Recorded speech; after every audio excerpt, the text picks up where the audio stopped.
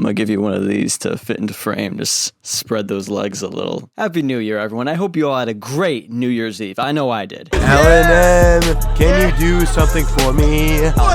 Firstly, I want to thank everyone and anyone who found this video after seeing it in their subscriber tab, because you guys are truly the foundation of this channel. I mean, 2,000 subs? Whew!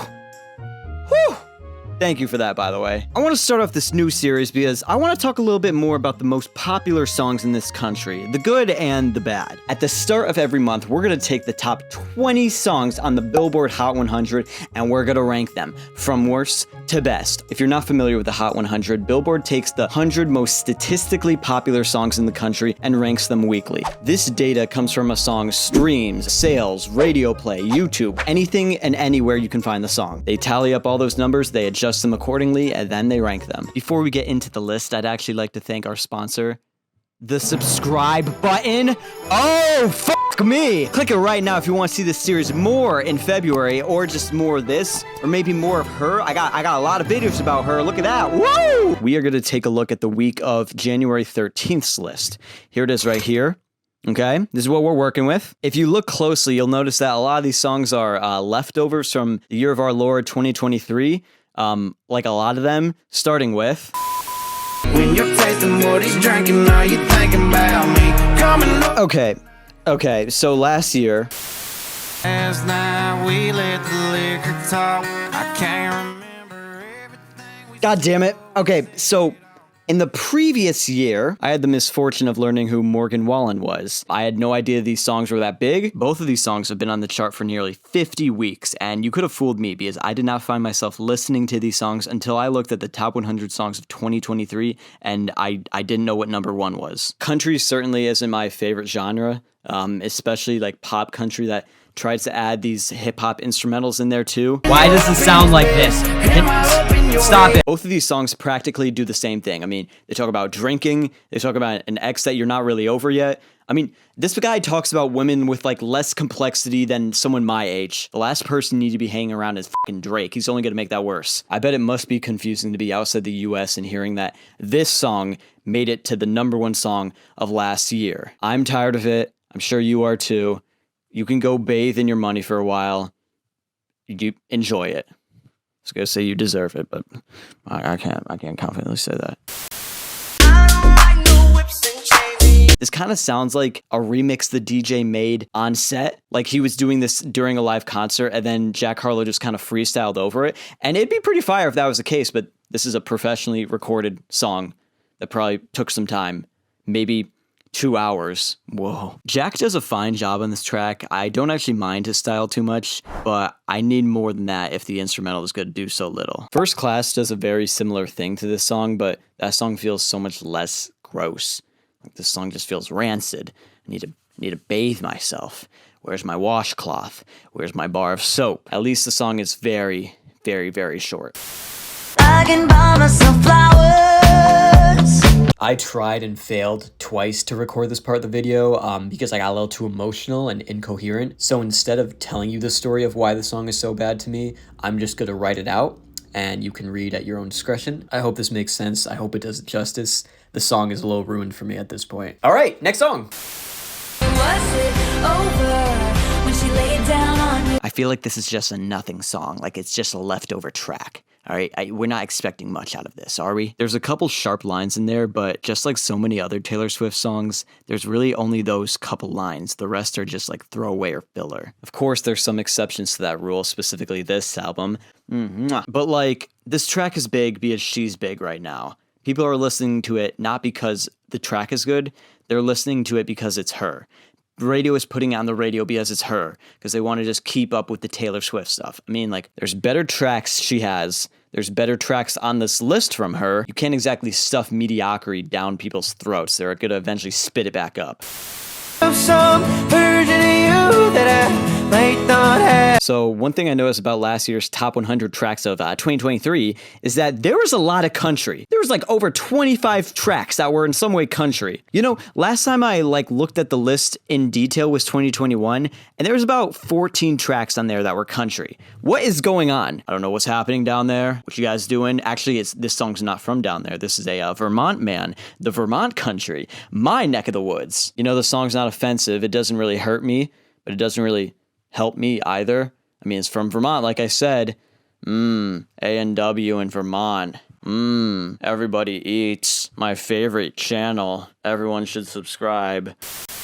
Happiness is all of your misery. I put good dick all in my... What can I even say about this song at this point? It feels like it's been out forever, but it only came out a couple months ago, like in the summer. This song does a very similar thing to Lovin' on Me, at least like sample-wise, but I think Doja is such a better performer that it doesn't feel as lazy as it does on that song. Even though the album that came along with this isn't amazing, I still think it's one of Doja's best. I think we can all agree that there's better tracks on that album than this one. This one's fine, but it's the lead single. And she said it for herself. She was like, I don't really know why people like it. Nah, f*** you. She a bad little bitch, she a bad boy, but I gotta lose control. See, there isn't anything necessarily wrong with the song. It was written and performed at a seemingly vulnerable time for the artist, creating a very unique performance that's well delivered, very true to himself. I'm definitely not reading off my script. Problem is that none of it connects to me personally. I feel like this type of song is something a 15-year-old would listen to after a breakup, you know? They're getting into music, they're finally starting to hear it, and they're like, yeah, this one speaks to me. No offense to the artist. I know you could probably gain a lot of offense from that, but the song's still fine. It just, you're not going to find me listening to it. All right, now we're getting to the point where these songs, you know, they're not half bad. If you put this song on in a car, I'm not going to be like clenching my jaw the whole time. Chris Stapleton, good man as far as I know. One of the country acts I think is good at what he does. My favorite part about him is his lyricism, which I don't think he flexes too much here. He just keeps it at the basic, hey, you want something perfect? That ain't me right now. You know, I appreciate that kind of complex thought in music. You know, finally someone who can fucking use their brain a little. Just a little. I'm not asking for much, just a little. The instrumental is good as it is. I think the only thing that holds me back from liking it anymore is that it is a little traditional. I prefer something that sounds like I haven't heard it before from country. And listen, that may sound rich from like all the pop songs you're gonna see coming up. That might sound like pop songs. But you know what? I have a bias towards women singing in pop songs. I'm a fuck. Tell him I'm next. Tell him you find a little something too. You got good energy. I wish this song was about 40 or 50 seconds longer. You know, you could probably tack on another fun verse, maybe a guest feature, maybe throw, I don't know, let me think. Adam Levine, he'd spice up that track. He'd make it a banger. You got a fast car. All right, give me a moment to talk about the original song written by Tracy. This song is one of the greatest things ever made. It probably goes Women, Metroid Fusion, Fast Car by Tracy. If the original was on this list, it would probably be the #1 song. This is a cover, a very good cover. I think Luke Combs' voice is very good. Something about the original is so much more raw that it just connects with me so much more. That little swell of the instrumental, it hits so much harder in the original than it does in this Luke Combs version. So remember when we were driving in your car. This Luke Combs version, it's still good. It's still very true. You just can't capture that same lightning in a bottle. Kissing and hope they cut us, whether they like it or not. This chorus of the song is spectacular. It starts the song off so well. I love a song that's just about love that is almost like suffocating the lover. It is that strong. And then it turns into a meme. It's like a little dick in the bathroom. Little dick in the bathroom. Little. I have a small dick! Like Fortnite, I'ma need your skin. Jesus fucking Christ. Fortnite? What is this? Did I make this song? I put the little bitch in the back of the car. I put the little bitch in the back of the SUV. I put the little bitch in the back of AAA. I put the little bitch in the back of Popeyes. It is so true to who she is. These are Amala lyrics. But really, I don't think these lyrics make the song bad. I think they just hold it back from being what it could be for me. I mean, they are like one of the most memorable parts about the song. I mean, it's funny, but come on now. So sure of yourself, baby, don't get greedy. Side note, I was looking at my 2021 list and I saw that there was a Tate McRae song in there. I thought she was born a couple months ago when she was on SNL. She really was just always here. Well, despite all that, I feel like this instrumental is great. I feel like I would be very proud if I made this myself, and I think this is one of her best songs. I like the confidence, the chorus sticks in her head. I think that she has a little too much of a nasally thing going on though. I think that if she cleared that up and maybe enunciated her words a little better, I think like a chorus like this might connect with more people. But those negatives are all things that I think she can really improve on. I mean, she's so young and she already has the performance thing down. So if she really does want to be a great artist, she could improve those things, just develop like who she wants to be as an artist a little more, give it a little more time. And I think she could be great. All right, so this track, you know, there's technically not too much wrong with it. It's very well made and very well performed, but it's missing that little pulse to it, that one thing that pushes it over the edge to be great. I don't think there's much said past the 45-second mark that isn't already said. I wish that the track had a couple more lines in it that were about Billie talking about her as like a product. Like, what was I made for? All these people kind of use me as a source to make their money. Am I just a product for all these people? I think if this song had that layer on it on top of it, it would be great. It would add to the song a lot for me. I don't know shit. I'm not an artist. I'm a scumbag who can't even stand in front of the camera right. Cold shoulder, closing time, you. Now this is country I can get down with. Go tell a story, go write a poem, go get Kacey Musgraves on your track. Woo! Kacey Musgraves! God, Kacey's voice is one of a kind. It is like drinking a pink, like thick, cool liquid. You know what I mean? It is so unique and it contrasts against Zac Brown's very like deep and like broken voice so well. This track isn't the most overproduced thing ever, which is great. It gives them both room to breathe, room to let the air sit for a moment, room for the words to sink in. It is a very technically well done and well crafted song, and it's also a song that I can enjoy beyond that. High heels on my tibbies. Don't sit in the banner, that's one I tibby. Nicki's biggest appeal for me has always been her energy and her performance on the tracks.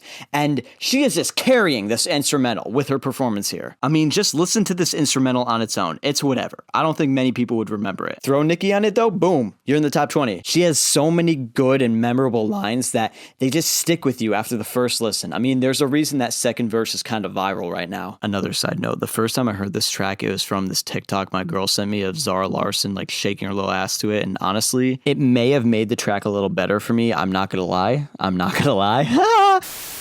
Can you blow my mind? Such a sensual, smooth, and sexy track all around. I think these verses are my favorite part here. I think that Tyla does a great job on them. It's so nice to see a new artist just do so well on a track like this, and for a track like this to do so well. I think the chorus is just all right. Like, I don't think it does anything too crazy, but that one part right here, ooh, yeah. I hope that Tyla sticks around for a long time. I hope that she matures into a great artist. Bravo. Bravo. Mr. Moment, you just too important. Nobody. This song is practically a year old, but it still doesn't even feel old to me. SZA's delivery, where her lyrics kind of fall out of her mouth in a very natural way, but also they feel controlled and not sloppy. It's so well done. It's also so sweet while being so her, just like Agora Hills was, but I think this is just better, mostly because I'm not cringing. It's a great little track, but honestly, after hearing any of these SOS songs do so well, it just makes me think how crazy the Control tracks would be for me, like if they charted really, really high, because oh my god, those songs are out of this world. They blow SOS songs out of the water. Control, oh, I'm glad SOS did so well for SZA, but like, man, Control,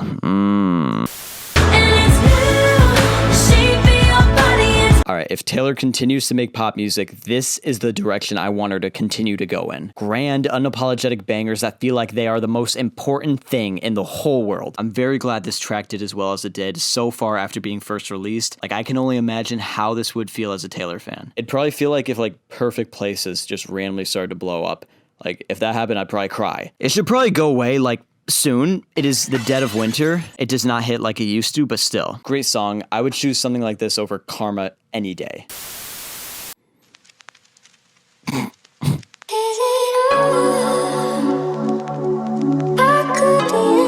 This song feels like when you get randomly paired up with people in a group project, but then you guys actually have chemistry and actually like do really well. First off, the instrumental is so smooth. I mean, it's a Drake beat. Normally, he does pretty well. He's got good production. Drake does a good job on it. I mean, he knows how to work his own tracks. He's kind of barely on the song. Red does a fucking crazy job on this. I mean, it doesn't feel like it should work, but her energy is so confident and so unapologetic that she just runs this track. If she ran this with any less confidence, it wouldn't work, but she just goes all out here and it's spectacular. Maybe it doesn't work for you, but it really does for me. It is a really good contrast. SZA's verse is so welcoming. I mean, she like fits perfect on the song. She is what I would expect to be on a track like this. Not Sexyy Red, but Red just does a crazy job again. Woo! I can't lie, it's my favorite song here. The energy is unmatched. But what do you think? Where did I get it wrong? Where did I get it right? Let me know down below. Please leave a like if you want to see more of the series, and check back next month if you want to see the early February picks. Make sure to subscribe for more, and thank you again for watching this far. Mwah. Bye, guys.